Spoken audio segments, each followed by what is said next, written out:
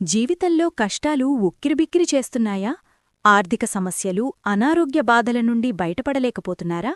అయితే వేలకు వేలు ఖర్చుపెట్టి పూజలు చేయాల్సిన అవసరం లేదు. కేవలం ఒక రాగి చెంబుడు నీళ్లతో 11 సోమవారాలు ఈ చిన్న పని చేస్తే చాలు. సాక్షాత్తు ఆ పరమేశ్వరుడే మీ కష్టాలను తీరుస్తాడు. ఆ అద్భుతమైన పరిహారమేంటో ఇప్పుడు తెలుసుకుందాం. శివుడు అభిషేకప్రియుడే, కాని ఆయనకు ఆడంబరాలు, ఆర్భాటాలు అక్కర్లేదు. గుడికి వెళ్లలేకపోయినా, మంత్రాలు రాకపోయినా పర్వాలేదు.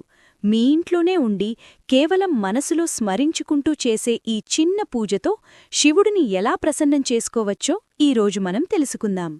ఈ ఉరుకుల పరుగుల జీవితంలో మనశ్శాంతి కరువైందా? చిన్న విషయానికి కూడా డిప్రెషన్లోకి వెళుతున్నారా? అయితే మీకు కావాల్సింది మందులు కాదు, మహాదేవుడి అనుగ్రహం. సోమవారం నాడు శివుణ్ణి పూజించడం వల్ల మీ బ్రెయిన్, మనసు ఎలా కంట్రోల్లోకి వస్తాయో మీకు తెలియని ఆ ఆధ్యాత్మిక సైన్స్ గురించి తెలుసుకుందాం. ఓం నమః శివాయ. హిందూ ధర్మంలో ముక్కోటి దేవతలు ఉన్నప్పటికీ అత్యంత సులభంగా ప్రసన్నమయ్యే దైవం ఎవరైనా ఉన్నారంటే అది పరమశివుడు మాత్రమే. అందుకే ఆయనను భక్తులు ప్రేమగా భోలాశంకరుడు అని పిలుచుకుంటారు. నీళ్లలో మునిగి లేచి ఒక చెంబుడు నీళ్లు పోసి 2 మారేడాకులు వేస్తే చాలు, పొంగిపోయి వరాలిచ్చేస్తాడు ఆ మహాదేవుడు. అయితే శివారాధన ఎప్పుడు చేసినా పుణ్యమే.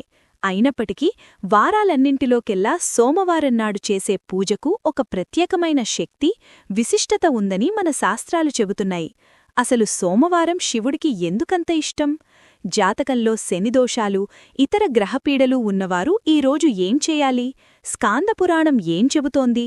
ఈ విషయాల గురించి ఈరోజు వివరంగా తెలుసుకుందాం. శివుడికి సోమవారమంటే ఎందుకంత ప్రీతి?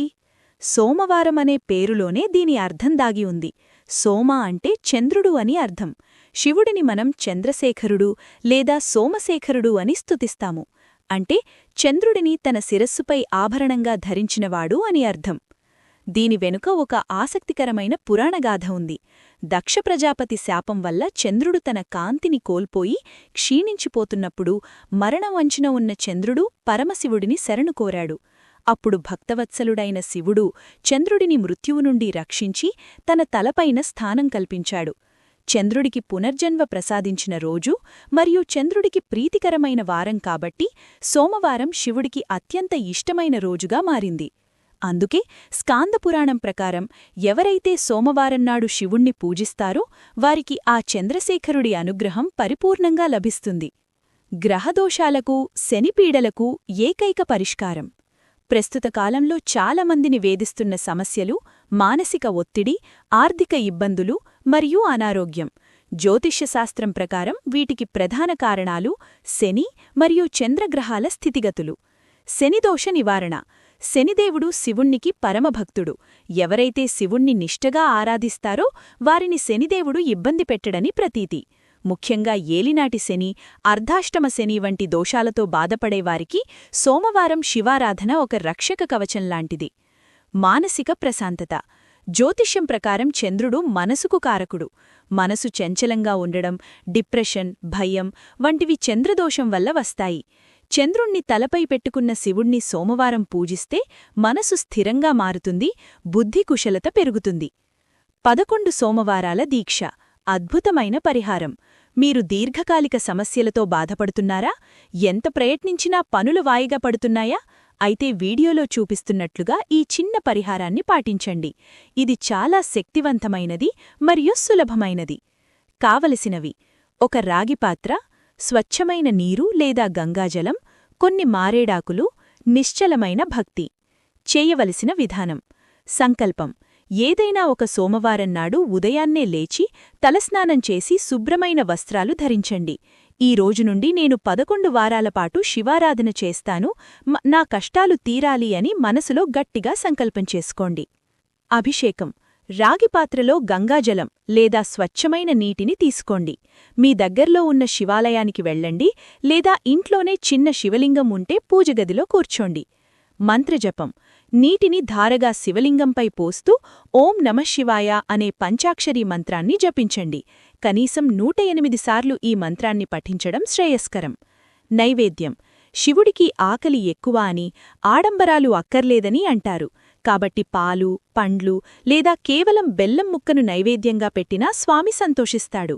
ఇలా వరుసగా 11 సోమవారాలు ఎటువంటి విరామం లేకుండా చేస్తే మీ సమస్యల తీవ్రత తగ్గి సకారాత్మక ఫలితాలు కనిపిస్తాయి. 11వ వారం పూర్తయ్యాక పేదలకు అన్నదానం చేయడం లేదా గుడిలో ప్రసాదం పంచడం వల్ల దీక్ష పరిపూర్ణమవుతుంది. సోమవారం ఉపవాసం ఆరోగ్యానికి, ఆత్మకు మేలు. చాలామంది సోమవారం నాడు ఉపవాసముంటారు. దీనిని సోమవార వ్రతం అంటారు. దీనివల్ల 2 రకాల ప్రయోజనాలు ఉన్నాయి. ఆధ్యాత్మికం: కడుపు ఖాళీగా ఉన్నప్పుడు శరీరం తేలికగా ఉంటుంది, నిద్రమత్తు ఉండదు. దాంతో ధ్యానం పట్ల, దైవం పట్ల ఏకాగ్రత పెరుగుతుంది. శాస్త్రీయం: వారంలో ఒకరోజు ఉపవాసం ఉండడం వల్ల జీర్ణ వ్యవస్థకు విశ్రాంతి దొరుకుతుంది. శరీరం తనను తాను శుద్ధి చేసుకుంటుంది, అంటే డీటాక్స్ చేసుకుంటుంది. ఉపవాసం ఉండలేనివారు కేవలం పాలు, పండ్లు తీసుకొని లేదా ఒక్కపూట భోజనం చేసి శివుణ్ణి ఆరాధించవచ్చు. సాయంత్రం ప్రదోషకాలంలో శివదర్శనం చేసుకోవడం ఇంకా మంచిది. శివారాధనలో గుర్తుంచుకోవలసిన చిన్న చిన్న విషయాలు: శివపూజలో కొన్ని చిన్న చిన్న నియమాలు పాటిస్తే ఫలితం ఇంకా బాగుంటుంది. మారేడు దళం: త్రినేత్రం, త్రిగుణాకారం, త్రిదళం అని మారేడాకును వర్ణిస్తారు. శివుడికి ఒక్క మారేడాకు సమర్పిస్తే కోటి జన్మల పాపాలు తొలగుతాయని నమ్మకం. కాబట్టి పూజలో మారేడాకు ఉండేలా చూసుకోండి. విభూతి: శివారాధన చేసేటప్పుడు నుదుట విభూతిని ధరించడం మర్చిపోకండి. దీపారాధన: వీలైతే నువ్వుల నూనెతో దీపం వెలిగించండి. ఇది శనిదోషాన్ని తగ్గిస్తుంది. ముగింపు: నమ్మకమే అసలైన బలం. మనం ఎన్ని పూజలు చేశామన్నది ముఖ్యం కాదు, ఎంత నమ్మకంతో చేశామన్నదే ముఖ్యం. శివుడు భావప్రియుడు. మీరు గొప్పగా అభిషేకాలు చేయలేకపోయినా, ఉపవాసాలు ఉండలేకపోయినా పర్వాలేదు. సోమవారం నాడు కాసేపు కళ్ళు మూసుకొని ఆ కైలాసనాథుడి రూపం తలచుకొని మనసులో ఓం నమఃశివాయ అని స్మరించుకోండి. మీ కష్టాలన్నీ మంచులా కరిగిపోతాయి. రేపటి తరానిక్కూడా ఈ సంప్రదాయాలను, వాటి వెనుక ఉన్న అర్థాలను తెలియచేయండి. మన సనాతన ధర్మాన్ని కాపాడుకుందాం. సర్వం శివార్పణం. హరహర మహాదేవ్. శంభో శంకర. శివారాధన వల్ల కలిగే ప్రయోజనాలు అపారమైనవి. హిందూ ధర్మం ప్రకారం శివుడు అభిషేక ప్రియుడు మరియు భోలాశంకరుడు, అంటే అత్యంత సులభంగా ప్రసన్నమయ్యే దైవం. శివుడు మృత్యుంజయుడు. అందుకే మహామృత్యుంజయ మంత్రాన్ని జపించడం ద్వారా అకాల మరణ భయం తొలగి దీర్ఘాయుష్షు మరియు మంచి ఆరోగ్యం లభిస్తుంది. శివుణ్ణి ఆశుతోషుడు, అంటే వెంటనే సంతోషించేవాడు అని పిలుస్తారు. నిష్కల్మషమైన భక్తితో పూజిస్తే ఎంతటి కష్టాలనైనా త్వరగా తొలగిస్తాడని నమ్మకం. జాతకరీత్యా శనిదోషాలు, ఏలనాటి శని, రాహు, కేతు దోషాలు ఉన్నవారికి శివారాధన ఒక వజ్రాయుధంలాంటిది. శివుడు కాలానికి అధిపతి, మహాకాలుడు. కాబట్టి ఆయనను పూజించేవారిపై గ్రహాల ప్రతికూల ప్రభావం తగ్గుతుంది.